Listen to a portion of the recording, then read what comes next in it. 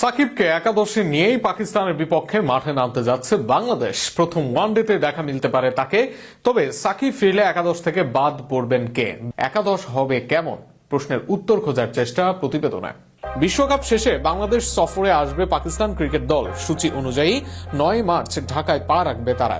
এরপর 11, 13 ও 15 মার্চ 3 ম্যাচের one day series অনুষ্ঠিত হবে। সিরিজ শেষে 17 মার্চ বাংলাদেশ ছাড়বে পাকিস্তান দল।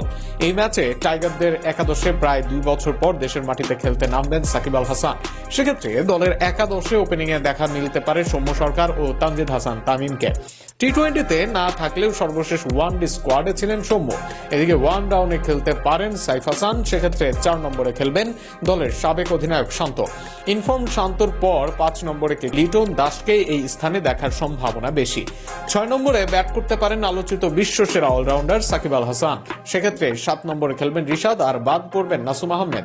8 নম্বরে খেলতে পারেন দলের অধিনায়ক মেহেদী হাসান মিরাজ, সাকিব, রিশাদের স্পিনের সঙ্গে পেসার হবেন মুস্তাফিজ, শরীফুল ইসলাম ও তাসকিন আহমেদ।